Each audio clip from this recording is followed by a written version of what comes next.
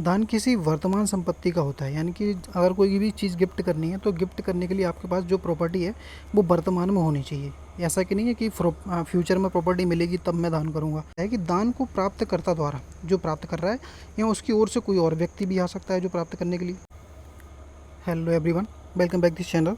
आज हम बात करेंगे ट्रांसफर ऑफ प्रॉपर्टी का सेक्शन 122, जिसमें हम बात करने वाले हैं दान के बारे में, यानी कि गिफ्ट। कोई भी दान अगर आप कर सकते हो तो कैसे करना होगा, कैसी प्रॉपर्टी का दान होगा, कब हो सकता है, उसमें मर्जी होनी चाहिए या नहीं होनी चाहिए, पैसे का लेन देन होता है या नहीं होता है, और कब किसे किया जा सकता है, कौन करता है, करने वाले को क्या कहते हैं, और जिसको किया जाता है उसको क्या कहते हैं, सभी क्वेश्चनों के आज आंसर समझेंगे। तो चलिए शुरू करते हैं। ट्रांसफर प्रॉपर्टी का सेक्शन 122 है, जिसमें दान की परिभाषा बताई गई है कि दान किसे कहते हैं। ठीक है, चैप्टर हमारा 7 है ट्रांसफर ऑफ प्रॉपर्टी का, जो बताता है दान के विषय में कि दान में हम क्या पढ़ने वाले हैं। ठीक है, सेक्शन 122 जो स्टार्ट करते हैं दान की डेफिनेशन। इसमें 2 डेफिनेशन मैंने बनाई है, एक तो मैंने अपनी खुद की तरफ से बनाई है जो तो ईजी है, और एक पूरा जो बैरेक्ट में दी गई है वो वाली डेफिनेशन है। तो हम सबसे पहले बैरेक्ट की डेफिनेशन समझ लेते हैं क्या है। तो दान क्या होता है, दान किसी वर्तमान संपत्ति का होता है, यानी कि अगर कोई भी चीज़ गिफ्ट करनी है तो गिफ्ट करने के लिए आपके पास जो प्रॉपर्टी है वो वर्तमान में होनी चाहिए। ऐसा कि नहीं है कि फ्यूचर में प्रॉपर्टी मिलेगी तब मैं दान करूँगा, तो वो दान गिफ्ट नहीं माना जाएगा। आपके पास प्रेजेंट में चीज़ प्रॉपर्टी होनी चाहिए तो ही आप दान कर पाओगे। अब किस चीज़ का दान किया जा सकता है, तो 2 चीज़ों का दान यहाँ पे अलाउ किया गया है, जैसे कि जंगम संपत्ति जो अपना स्थान मूव कर सकती है, मूवेबल प्रॉपर्टी, और इमूवेबल प्रॉपर्टी जो स्थान मूव नहीं कर सकती। यानी कि जंगम प्रॉपर्टी में कार, बस, जो भी बाइक वगैरह सब जंगम प्रॉपर्टी आ जाएगी, और स्थावर संपत्ति में मकान प्रॉपर्टी वगैरह, लैंड वगैरह, ये सभी इसमें शामिल किए गए हैं। इन चीज़ों का दान किया जा सकता है, और ये चीज़ वर्तमान में होनी चाहिए आपके पास। स्थावर संपत्ति का ट्रांसफ़र होता है जो एक व्यक्ति के द्वारा, एक व्यक्ति देगा जो दाता कहलाता है, जो दान करेगा उस व्यक्ति को हम दाता कहते हैं, और दूसरे व्यक्ति को जिसको दान दिया जाता है अदाता कहलाता है। ठीक है, अब नेक्स्ट है कि स्वेच्छा और प्रतिफल के बिना कोई भी दान किया जाएगा तो वो सामने वाले की मर्जी से होना चाहिए, फ्री कंसेंट के साथ होना चाहिए। जो कॉन्ट्रैक्ट एक्ट में हम पढ़ते हैं फ्री कंसेंट, वही यहाँ पे फ्री कंसेंट की बात कर रहा है कि जो देने वाले की मर्जी से होना चाहिए, कोई दबाव वगैरह, अनड्यू इन्फ्लुएंस वगैरह, कॉर्सन वगैरह, ये सब फ्रॉड वगैरह से नहीं होना चाहिए। फ्री कंसेंट होनी चाहिए देने वाले की। ठीक है, और प्रतिफल इसमें होता नहीं, यानी कि कोई पैसे का लेन देन दान में होता नहीं। दान तो तभी होता है गिफ्ट इसमें कोई लेन देन ना हो, फ्री हो। ठीक है, इसमें कोई भी प्रतिफल नहीं होगा, किया गया हो, और अदाता द्वारा, अदाता मतलब जिसको दान दिया गया है उस व्यक्ति के द्वारा या फिर उसकी ओर से, यानी कि दान को एक्सेप्ट करना ज़रूरी होता है। क्लियरली कहा गया है कि दान जो जिस व्यक्ति को दिया गया है उसके द्वारा एक्सेप्ट, या फिर उसकी ओर से, जिसे दिया गया है उसकी ओर से कोई और भी हो सकता है। उसकी ओर से कौन हो सकता है, जैसे कि जिसे दान किया गया उसकी ओर से कोई ऑथराइज पर्सन भी हो सकता है जो उसकी ओर से आए और एक्सेप्ट करे, यानी कि जिसको हम दान कर रहे हैं उसकी तरफ से ऑथराइज जो व्यक्ति होगा वो भी दान को एक्सेप्ट कर सकता है, क्योंकि यहाँ पे अलाउ किया गया है। ठीक है, इसमें सेकंड पैरा कहता है कि प्रतिग्रहण कब करना होता है, यानी कि जब भी कोई दान किया जाएगा तो उसका एक्सेप्टेंस होना कब ज़रूरी होता है। तो ये भी हम समझ लेते हैं कि क्या है ऐसा प्रतिग्रहण, यानी कि ऐसा एक्सेप्टेंस दाता यानी कि देने वाले के जीवन काल में हो जाना चाहिए, यानी जो व्यक्ति दान दे रहा है उसके जीवित रहते हुए हो जाना चाहिए। अगर वो मर गया तो दान इनवैलिड हो जाता है, शून्य हो जाएगा। यानी कि जो देने वाला है वो जिंदा होना चाहिए और उसी के जीवन काल में आपको एक्सेप्ट करना पड़ेगा। ठीक है, और जब तक वह देने के लिए समर्थ हो। इसका मतलब क्या हुआ कि जब तक देने वाले के पास पावर है प्रॉपर्टी देने की, तब तक तुम्हें उस प्रॉपर्टी को लेना पड़ेगा। समर्थ का मतलब क्या होता है, समर्थ का मतलब हुआ है कि जो व्यक्ति जिसको देने की पावर है उसके पास वो पावर होनी भी तो चाहिए। जैसे कि बाई चांस अगर कोई प्रॉपर्टी देने वाला है, उसके बाद वो प्रॉपर्टी नहीं बचती है, बाई चांस किसी कारण से प्रॉपर्टी किसी फ्रॉड में चली जाती है, किसी और के पास चली जाती है, कोई थर्ड पर्सन क्लेम कर देता है, तो उस कारण से वो दान नहीं कर पाता है। तो इसमें क्लियरली कहा गया है कि देने वाले के जीवन काल में उसके ज़िंदा रहते हुए आपको लेनी, एक्सेप्ट करनी है प्रॉपर्टी, और जब तक वह देने के लिए समर्थ है, यानी कि जब तक वो प्रॉपर्टी उसकी है तब तक आपको ले लेना चाहिए, जब तक कि वो असमर्थ हो जाए देने के लिए। ठीक है, तो ये था सेकंड प्रोविज़ो। और एक और है कि यदि प्रतिग्रहण यानी कि एक्सेप्टेंस करने से पहले अदाता, यानी कि जो जिस व्यक्ति को दान दिया गया है, अदाता की मृत्यु हो जाती है, बाई चांस यदि प्रतिग्रहण करने से पहले तुमने एक्सेप्ट नहीं किया और एक्सेप्ट करने से पहले ही उसका प्रपोजल तो आ गया था गिफ्ट के लिए, लेकिन आपने उसको एक्सेप्ट नहीं कर पाया, उससे पहले तुम्हारी डेथ हो गई, यानी कि जो ले रहा था गिफ्ट को उसकी मृत्यु हो जाती है, तो दान शून्य हो जाएगा, यानी कि उसकी वैल्यू कुछ नहीं रहेगी, दान इनवैलिड हो जाएगा, शून्य हो जाएगा, उसकी कोई भी वैल्यू नहीं बचेगी। तो ये हमारे दान की डेफिनेशन थी। इसकी ईजी डेफिनेशन भी समझ लेते हैं। दान एक मौजूदा मतलब कि वर्तमान चल अचल संपत्ति का स्वैच्छिक यानी कि आपकी मर्जी से फ्री कंसेंट के साथ और बिना किसी प्रतिफल के बिना किसी पैसे के हस्तांतरण यानी कि ट्रांसफ़र होता है। दान करने वाले व्यक्ति को हम दाता यानी कि डोनर कहते हैं, और जिस व्यक्ति को दान दिया जाता है उस व्यक्ति को हम अदाता यानी कि डोनी कहते हैं।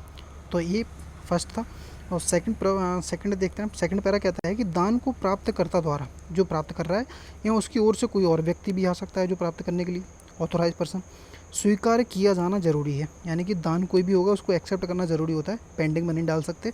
और यह स्वीकृति दाता के जीवन काल में, जो दे रहा है उसके जीवित रहते हुए आपको एक्सेप्ट करना पड़ेगा, और उसके देने की क्षमता के दौरान, यानी कि वो योग्य तो होना चाहिए प्रॉपर्टी देने के लिए, उससे पहले आपको एक्सेप्ट करना ज़रूरी है। यदि प्राप्तकर्ता स्वीकृति से पहले मर जाता है, जो लेने वाला है दान वो पहले ही मर जाता है एक्सेप्ट करने से, तो जो उपहार है, गिफ्ट है, वो अमान्य हो जाएगा, इनवैलिड हो जाएगा। ठीक है, तो हमारी दोनों डेफिनेशन हो गई। इसको कुछ इम्पोर्टेंट वो है फैक्टर, वो भी हम समझ लेते हैं। क्या है कि दान की डेफिनेशन में कुछ चीज़ें याद रखनी, वो क्या है, 6 चीज़ों जैसी प्रॉपर्टी वर्तमान होनी चाहिए, चल अचल 2 प्रॉपर्टी होनी चाहिए, स्वेच्छा फ्री कंसेंट होना चाहिए जो कॉन्ट्रैक्ट में हम पढ़ते हैं, और बिना कंसिडरेशन के यानी कि बिना कोई प्रतिफल के होगा। दान देने वाले को डोनर कहते हैं, जिस व्यक्ति को दिया जाता है उसको डोनी कहते हैं। प्राप्तकर्ता द्वारा एक्सेप्ट किया जाना जरूरी है, कंपलसरी है, एक्सेप्ट होना चाहिए दान को। और 5 पॉइंट कहता है कि ऐसी स्वीकृति दाता के जीवन काल में, उसके देने वाले के जीवन काल में हो जाना चाहिए, और वो देने की क्षमता जब तक रखता हो उससे पहले उसको एक्सेप्ट हो जाना चाहिए। 6 पॉइंट कहता है कि यदि प्राप्तकर्ता स्वीकृति से पहले मर जाता है बाई चांस, तो ऐसा जो गिफ्ट है वो वॉइड हो जाएगा। ठीक है, उपहार की कुछ विशेषताएँ वो भी हम समझ लेते हैं, क्या विशेषताएँ, इसको खासकर देख लेना ज़रूरी है। सबसे पहला है कि उपहार एक मुफ्त ट्रांसफ़र होता है, यानी कि एक फ्री ट्रांसफ़र होता है, यानी बिना किसी प्रतिफल के। सेकंड है, उपहार में एक मौजूदा संपत्ति को बिना किसी कंसिडरेशन के दूसरे पक्ष में हस्तांतरित यानी कि ट्रांसफ़र किया जाता है, भविष्य में हो सकता है। क्या कह रहा है, वर्तमान में, हालांकि उसका अंतरण वर्तमान में या भविष्य में हो सकता है। ट्रांसफ़र जो प्रेजेंट प्रॉपर्टी का करोगे, लेकिन हो प्रेजेंट में सकता है और फ्यूचर में भी हो सकता है, लेकिन प्रॉपर्टी वर्तमान होनी चाहिए। ठीक है, अर्थात चल और अचल संपत्ति उपहार में दी जा सकती हैं, भविष्य की संपत्ति का उपहार शून्य होता है, यानी कि प्रॉपर्टी भविष्य में मिलेगी तो वो तुम ट्रांसफ़र नहीं कर सकते, जो आपके पास है ही नहीं है प्रेजेंट में, लेकिन प्रेजेंट में जो है उसको फ्यूचर में दे सकते हैं कि मैं आज से 6 महीने बाद आपको प्रॉपर्टी दे दूंगा, अभी मेरे पास प्रेजेंट में है, तो ये सब कर सकते हो। थर्ड है कि उपहार 2 जीवित व्यक्तियों के बीच किया जा सकता है, यानी कि इंटरवीवोज होगा, यानी कि जो ट्रांसफ़र होता है, ट्रांसफ़र ऑफ प्रॉपर्टी में सेक्शन 5 में हम पढ़ते हैं कोई भी ट्रांसफ़र होगा तो वो 2 जीवित व्यक्तियों के बीच में ही होता है। और यहाँ पे क्या है, उपहार 2 जीवित व्यक्तियों के बीच किया जा सकता है, गिफ्ट को हम इंटरवीवोज गिफ्ट, ठीक है, या फिर अंतरणकर्ता जो ट्रांसफ़र कर रहा है उसकी मृत्यु के बाद वसीयतनामा के द्वारा भी आप ऐसा दान कर सकते हो, अलाउ है। ठीक है, एक और पढ़ते हैं कि जीवित व्यक्तियों के बीच उपहार इस अधिनियम की धारा 5 के अर्थ में संपत्ति का अंतरण होता है। ठीक है, नेक्स्ट है कि जब वसीयतनामा के द्वारा उपहार कानून के प्रभाव से होता है और इस अधिनियम के दायरे में नहीं आता है, यानी कि जब भी कोई गिफ्ट करोगे वसीयत के द्वारा करोगे तो वो इस पर ट्रांसफ़र ऑफ प्रॉपर्टी तो लागू नहीं होगा, उस पर वो सक्सेशन एक्ट के थ्रू ऐसा वो गिफ्ट किया जाएगा यदि आप वसीयत के थ्रू कर रहे हो तो। ठीक है, एक्शनेबल क्लेम भी एक वर्तमान प्रॉपर्टी होती है, इसलिए इसको भी दान में दिया जा सकता है। ठीक है, अब नेक्स्ट देखते हैं क्या है, शर्तों के साथ भी संपत्ति का दान किया सकता है, यानी कोई भी प्रॉपर्टी आप ट्रांसफ़र कर वो दान दे रहे हो तो उसमें आप शर्त भी लगा सकते हो, अलाउ किया गया है, लेकिन यह शर्तें अधिनियम की धारा यानी कि ट्रांसफ़र प्रॉपर्टी का सेक्शन 10 से लेकर 34 के किसी भी प्रोविज़न के विपरीत यानी कि अगेंस्ट में नहीं होना चाहिए। ठीक है, अगेंस्ट में नहीं होना चाहिए। दान में यह शर्त शामिल की जा सकती है कि प्राप्तकर्ता संपत्ति को दाता की भतीजी के जीवन काल में नहीं बेचेगा, यानी कि देने वाले दाता की भतीजी है उसके जीवन काल में नहीं बेचेगा, क्योंकि उसे उस संपत्ति का कब्जा जीवन भर के लिए दिया गया है। इस प्रकार शर्त धारा 10 और धारा 11 के तहत लगाई गई थी और ये वैलिड होगी। ठीक है, एक और है देने वाला दाता दाता के अनुबंध कॉन्टैक्ट के सक्षम होना ज़रूरी है, यानी कि वो जो देने वाला है वो कॉन्टैक्ट करने के लिए सक्षम होना चाहिए, तभी वो प्रॉपर्टी दे पाएगा। सक्षम मतलब कि मेजर होना चाहिए, साउंड माइंड होना चाहिए, पागल वगैरह नहीं होना चाहिए। तो वही जो कॉन्ट्रैक्ट एक्ट में सक्षम की डेफिनेशन दी गई है वही यहाँ पे अलाउ करेंगे, ठीक है। उसके साथ ही देने वाले की क्षमता और अधिकार उसको होना चाहिए। प्रेजेंट में जब उसको प्रॉपर्टी दान कर रहा है तो वो प्रॉपर्टी पर उसको देने के लिए सक्षम होना चाहिए और उसके पास अधिकार भी होना चाहिए देने के लिए, तभी वो दे पाएगा। उपहार की स्वीकृति दाता और उपहार की स्वीकृति दाता देने वाले की मृत्यु और अक्षम होने से पहले हो जानी चाहिए। ये वाली पॉइंट थोड़ा याद रखना, दाता की मृत्यु से पहले और उसके अक्षम होने से पहले वो एक्सेप्ट कर लेना ज़रूरी होगा। तो ये हमारी डेफिनेशन थी दान की। तो अगर कुछ भी नहीं समझ में आया तो आप कमेंट कर सकते हो और मैं फिर से समझा दूँगा, और अगर नहीं समझ में आए तो फिर दोबारा भी कमेंट कर सकते हो। और भी कोई सेक्शन पढ़ना चाहो तो आप उस पर भी कमेंट कर सकते हो। फ़िलहाल तो मैंने एकदम इजी तरीके से समझा दिया एक एक पॉइंट, फिर भी नहीं समझ में आया तो आप पूछ सकते हो, ठीक है। वीडियो पसंद आए तो वीडियो को लाइक करना और चैनल को सब्सक्राइब ज़रूर करना। Thank you.